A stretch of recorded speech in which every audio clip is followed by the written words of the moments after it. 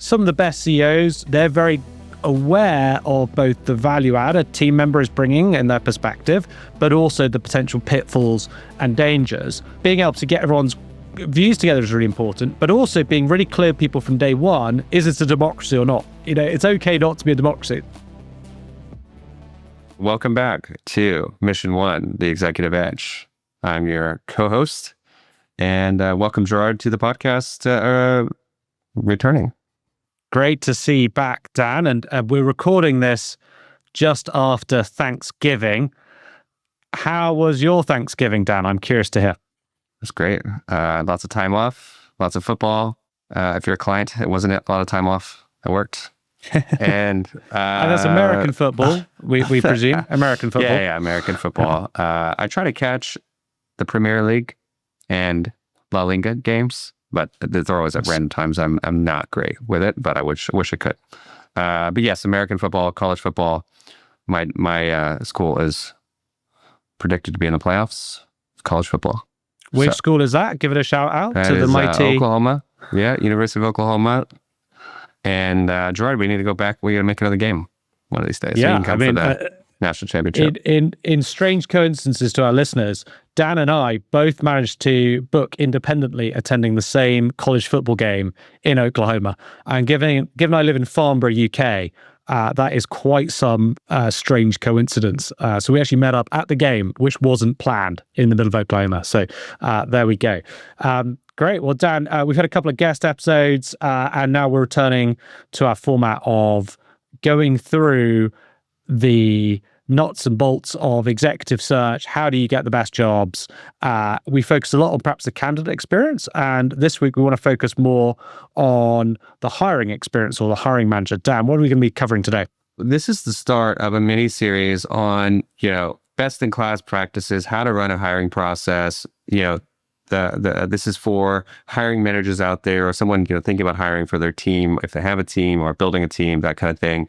Today specifically, we're going to talk about where to begin, how to kick the search off, how to get stakeholder alignment when you kick the search off, and why that's important. We're going to talk about leading to or defining a candidate scorecard, and then everyone's favorite topic, I think, is the job description and if that's necessary. If you're reading a transcript, that was said with some sarcasm about the favorite piece, and I think that sounds great. And I think, very much this is, if you are looking to run a best-in-class hiring experience, this is the podcast for you guys, just to break it all down, give you everything you need. And, we're going to be covering, and the outcome of which is you'll be hiring better candidates, right? And they'll be having a better experience, and you're hiring, other stakeholders in the hiring process will be feeling better about the whole thing.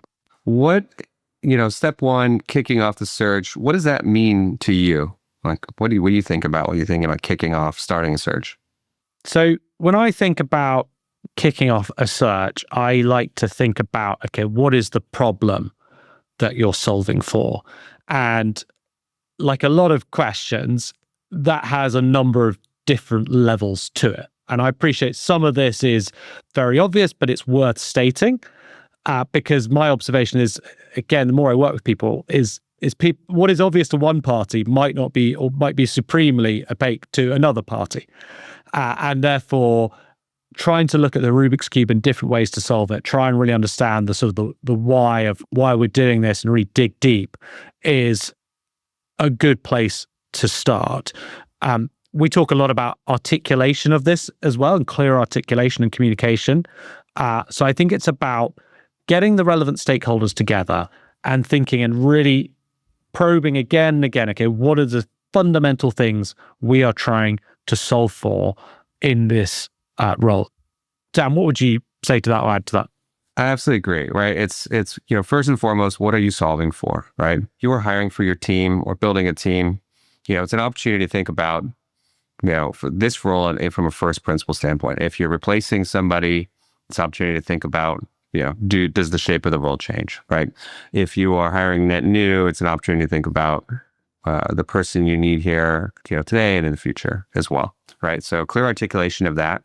I think it's also an opportunity to step back and think about, kind of reflect on, your team, what you can offer, the company as a whole, what that looks like maybe from an outsider's perspective as well, and just being realistic about kind of your expectations and kind of what you need here for the role. But again, ultimately it's align, kind of thinking about everything and putting it all together, thinking about the role. And, if it's replacing somebody, is this a different person than we had before? Is this, different experience, different skill gap?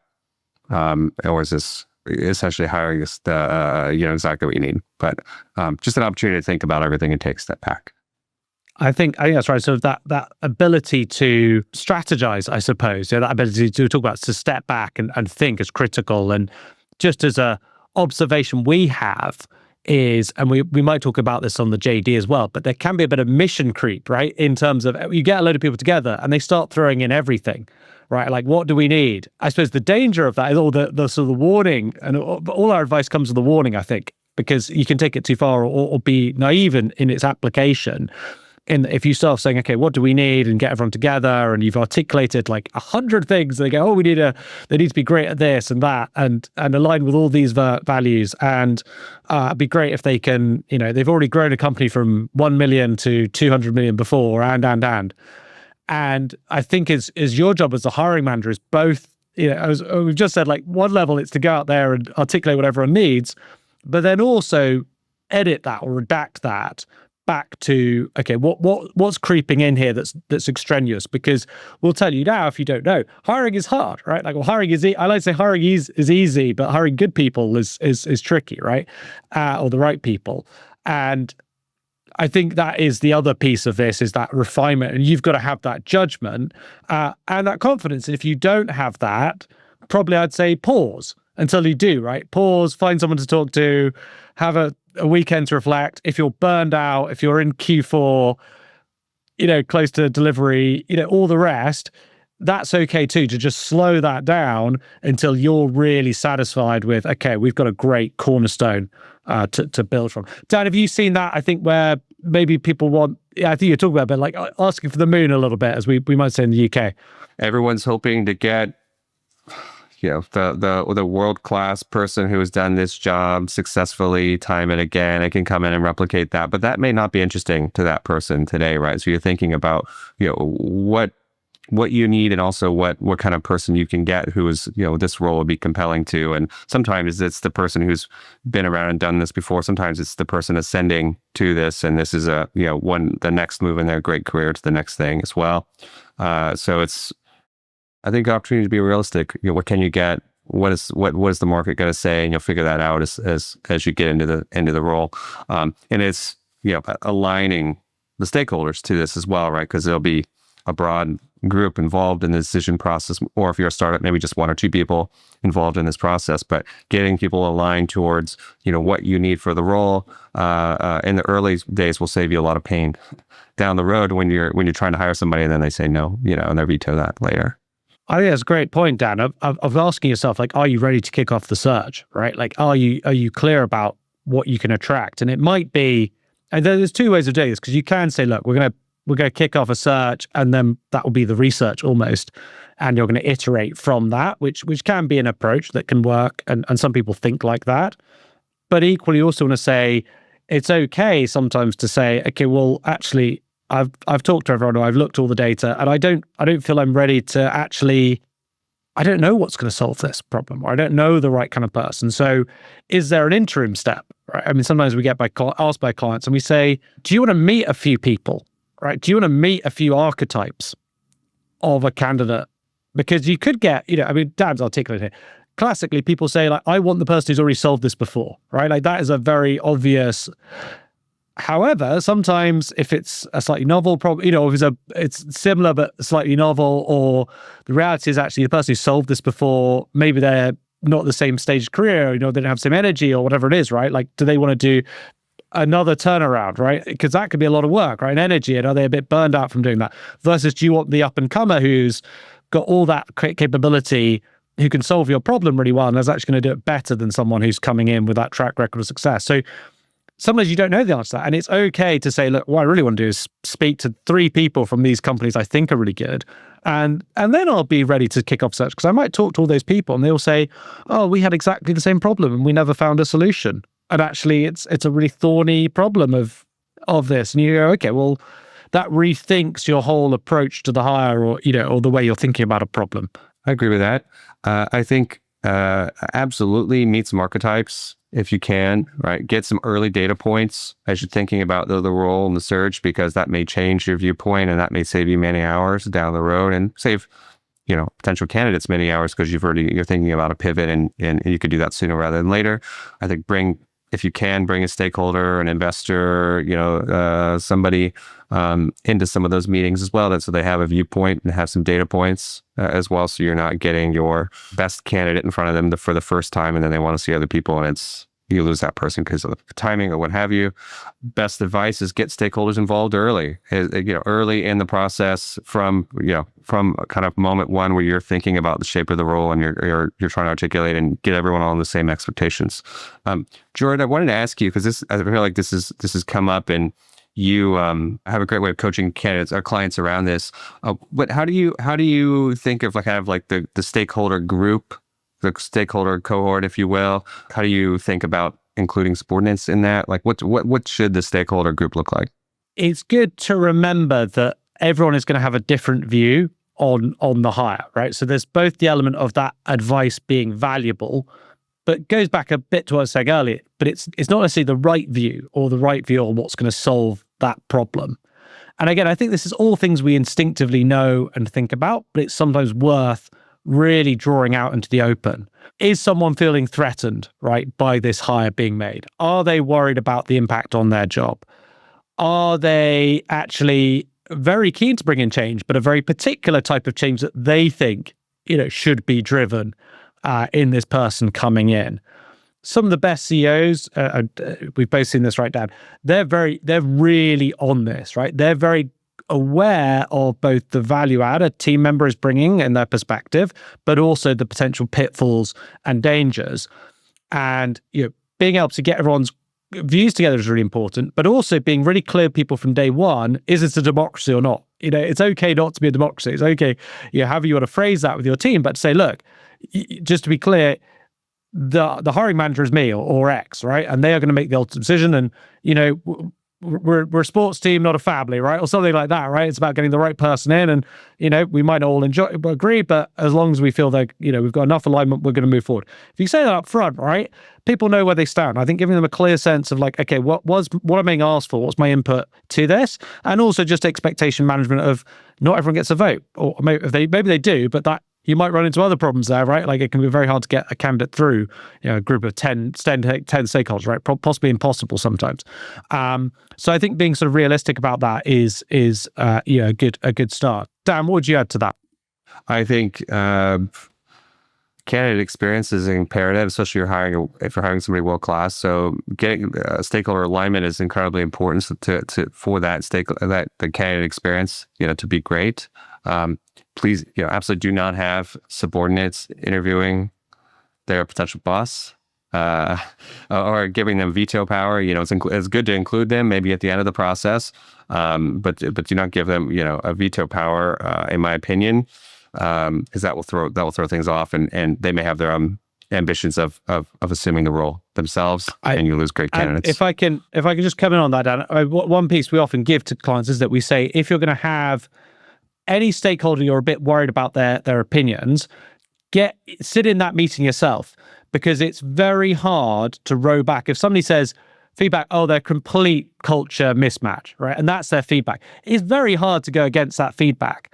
But if you've got some suspicion of this person's going to be tricky in the interview process or whatever it is, if you sat in that meeting, you can interrogate that data and say, I didn't get that, right? Like, I didn't see that, or where's that coming from? And it will put, if there's only just two people in that room, it's very hard to ever come back, or, they're not technical enough. They don't understand what's going on. You're saying, well, hang on a second. I don't remember we spent 2 minutes on that question. Do we need to get somebody else involved? It puts them a little bit on notice as the interviewer. They can't just say, I didn't like the cut of their jib. I don't know if that's an expression in the US. Always sharing idioms and checking. But we do, and again, this, maybe it sounds to some people like this doesn't happen, but we see this, right? We just see this we've seen it in experience. And this is experience telling us just be wary. Dad, I cut you off there, but anything to add about, because I thought it was such a good point to build on. But I think this leads us to the scorecard, right? And so, bringing us back, you have taken the time to get everyone together to talk about what your need for the role, the shape of the role, your company, and you're thinking about kind of all the high level things. You're getting everyone aligned towards this. Chances are you probably have, if you're a hiring manager, maybe you've thought of the group's thought of 20 things that are important, for the candidate. They all think it's important. Gerard, if you're going to, as part of the interview process, important to score candidates and have data as well. What's your thoughts on the shape of a scorecard? Should you have 20 things here? Should you have anything like, how do you think about a scorecard when you're on set of a role? We advise clients to have 4 or 5 assessment criteria that they're mapping against. Only put those on, right, if they're really valid. Don't, if it could be 3, if you really feel like, or again, if there's just 1 or 2 things you really feel like you've got an index on, and maybe there's a couple others on even scorecards, they're just like table stakes. They have to manage a team of 100 plus people in the past, something like that, right? That's maybe not a whole scorecard, that's just a couple of tick boxes. But the real thing you're looking for is turnaround leadership or growth leadership, or whatever it is that's imperative. Then being able to articulate what the scores mean to give people a guide on how to fill in those scorecards. So 1 is no examples of having previously done this before, showed lack of awareness of the problems, something like that, right? Up to 5, which is multiple examples of having solved this problem, creative solutions, overcame adversity to achieve results, something like that. And that can give you, again, it's not necessary to act as a master for against gut instinct. If you've got strong gut instinct, you've still got to listen to that, but it can just shape and give you an ability to assess candidates across different, very different candidates, and just sometimes help you in those break moments where you're saying, look, I quite like both these people, like where I'm really struggling to make that difference. And then you can see the differences, because I think, again, you might have stakeholders behind you who want to understand the trade-offs. And that's great to be able to say to someone, look, we've got 2 candidates. One we think is phenomenal leader, but lacks experience of, multi-site management that we think is important, and, it lacks a bit of the cultural nuances that we would like. Versus this person has all of that, but they've not seen it at a much smaller scale, right? Like, how are we going to manage that trade-off? Like, where's our instinct telling us? And that can give it a bit more ballast. Dan, would you? I think that's all right. I think educating the stakeholders on the criteria, having a refined scorecard that everyone's using, and be able to come back to the data and pick out the candidate based on the data as well. And if then someone's closer, there's some nuance there as well. I think best scorecards rank people or score people against what you're solving for, not necessarily what looks best on paper. I don't know how many times we've had clients go and say, well, or potential clients or anybody out there saying, I need somebody from Meta or Google or Amazon, and they're a startup, right? And then they're trying to bring somebody in that doesn't know how to operate at that kind of business, that size of business as well, right? So just because something looks shiny on paper doesn't mean it's the right fit for your needs in your company today. So think about what you're solving for. Go back to step 1. What are we solving for? What's the shape of the role? And then build your scorecard based off of that. And I think it's a good point, Dan, as well, because it's also, as you're saying that, I think sometimes people are trying to go from 0 to 100, right, with their candidate, right? They want one person to take them on quite an extensive journey. And that might not be, there might be an interim step or an interim profile you have to stop along the way, right? And see, could they grow into that person?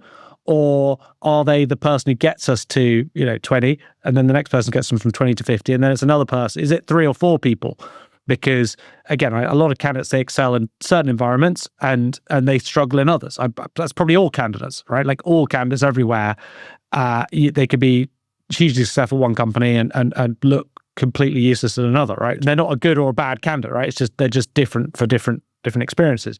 And I think, when you're thinking about a scorecard, go back to, okay, well, next 12, 18, 24 months, what do we really need, right? Like, again, not who do we need in 3-4 years time, because you can see if this person evolves, or you can see if you can hire a different person over that person, or they move on or move to a different role, and that's okay, because you can just spend 6-9 months. We've seen customers spend all this time looking for this sort of perfect candidate to everything. And you always think, well, if you just hired the first person you saw who was good enough, right, for the next 12 months, that probably gets you to a better place in terms of solving your problems, and then gives you more information, because you might, so often we see hiring needs change over, any search that runs over 3 months, and our average is just under 3 months to signature, which is great for us. But again, like we see a lot of processes or clients whose needs change over that period. So being aware of that, and it's nuanced, isn't it, Dan? I think there is an element of these are bare bones. And then again, it's a bit like there's always an exception, and that's the mastery. I think sort of the bare bones of search is kind of easy to like get some of the principles, but this is the mastery, is knowing, okay, when do I need to change, or when do I need to stick or fold, right, on what I'm looking for against what the market's telling me. Yeah, absolutely. I don't know how many times we've been brought in, after someone's been looking, trying to fill a role for, 6 months, 12 months, longer, even sometimes. And then the role kind of changes, the need of the role changes. Or how many times we've seen where, they're trying to solve kind of 2 hires with 1 person, and that becomes a very difficult, narrow candidate pool, right? And then they just kind of miss, and then they can't come back and just spin their wheels looking for this hire as well, when they could have just made a great hire day 1, let someone grow past year 2, into year 2, and that person have been great as well too. When if you're thinking about building a scorecard out there, I think generally the ways to think about this are, one, functional fit and company fit, right? And then you have your kind of criteria based off of are you looking for a certain metric? Are you looking for someone who's worked on multi products? Looking for someone who's worked on $100 million plus product? Are you looking for someone who's done this, who's built teams, from 20 to 50 or 20 to 100, something like that as well? And you can kind of look at those things. You don't want to have too many of these criteria, because you're going to narrow your candidate pool down too far, but you do want to kind of figure out what your top metrics or top gaps or priorities for, and those will fall into top, those 4 to 5 things that you mentioned as well, Gerard. The only other things to think about, I think, would be, are you, from a company fit standpoint, are they a culture fit? Do they make decisions that align philosophically with you? Not to say they have to be perfect on that, because sometimes you want diversity of thought as well, and that's great to have too. But, could you see yourself, easy test here is, could you see yourself enjoying your time with them in an airport? If you got stuck, if your flight was delayed for 3 to 5 hours, could you go and have 3 to 5 hours with this person and enjoy that, right? And if not, then that's probably not going to enjoy working with them. And if so, then, that they're probably, a strong culture fit, and hopefully they match functionally as well. Do you think about anything else here, Gerard? Should our audience be thinking about anything else along these scorecard, or anything else you kind of like really hone in on, kind of search to search? The only other thing I might actually said is around the track record piece that I think we encourage people to consider. And by that, we mean, like, if you look at their tenures, right? Have they been having decent tenures, and have they really driven something that you can point to? Like, have they been carried by the wave, or are they, paddling full steam and driving that wave? People like confuse what does track record mean. It's almost like it's like a looking at a CV and going like, okay, they went here and they did this. That was really good. And they did that for like 4 or 5 years and showed a lot of results. And then they went somewhere else and they did that. And again, you can see the uplift in what they drove. And it's like, oh, if I reference those people, they will say, hey, Dan Hampton was the guy, right? That was the person we loved working with Dan. We'd work with him again tomorrow, right? And oh yeah, 3 people followed that person over to their new company, whatever it is.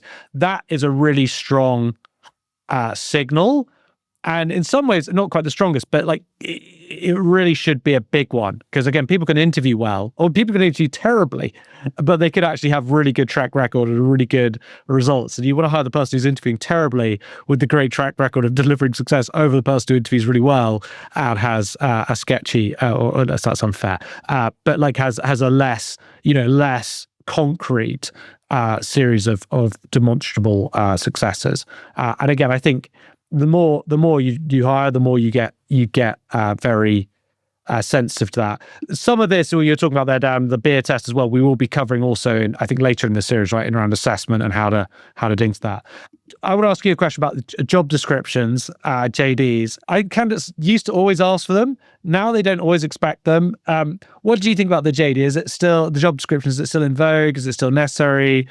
Okay, so I have kind of a spicy take on that. But first, I just want to kind of add to your point about the track record as well. One other thing you can look for is if a candidate has been hired multiple times by the same boss, going, kind of upward, following from job to job, their chances are probably pretty good. That's another signal you could be thinking about amongst all of the noise out there too. Going back to the job description. So, in my opinion, these aren't really relevant. It's kind of like a yellow flag to me if someone asks for it these days.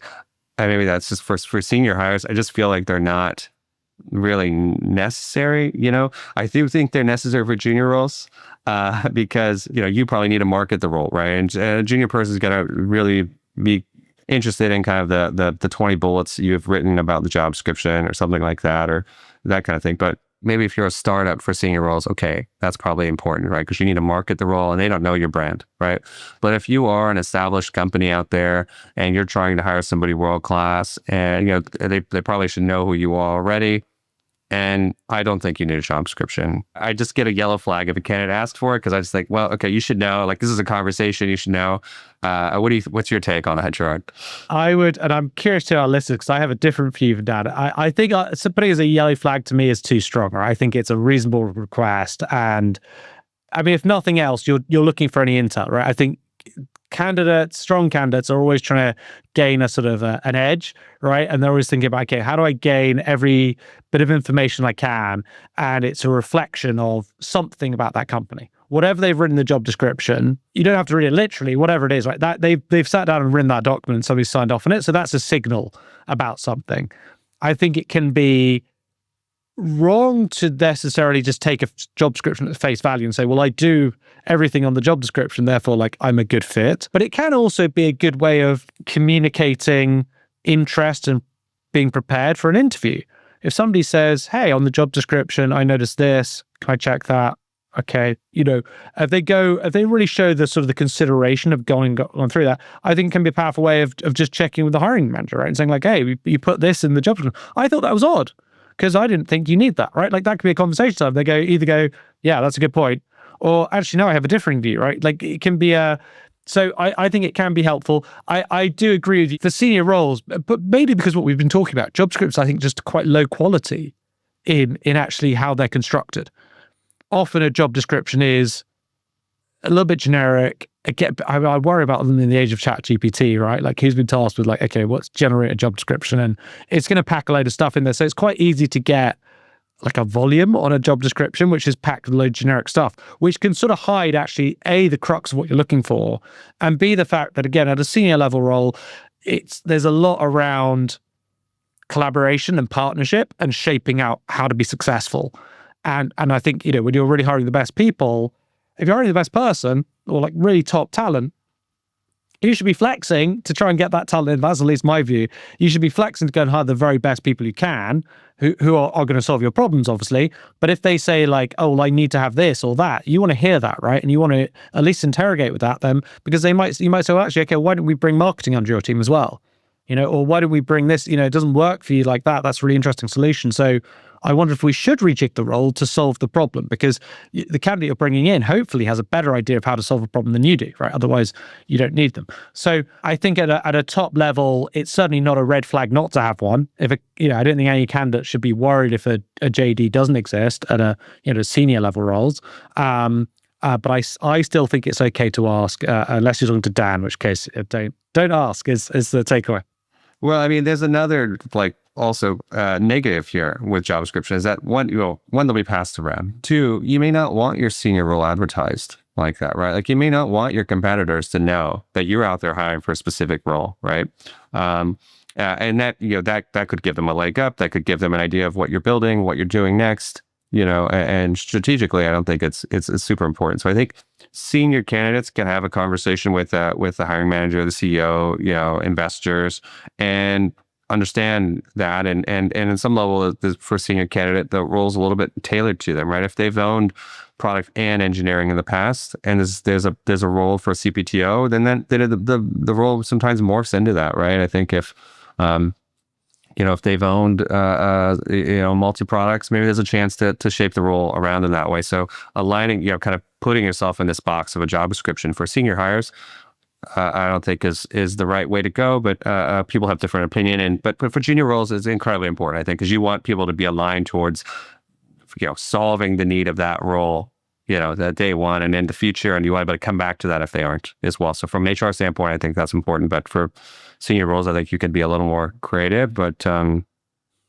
I think it's a really well made point around you don't want to turn anyone off with the JD, right, as well. And I think driving, what you want to do is maximize your ability to drive the best talent, which is a small number of people, to a conversation.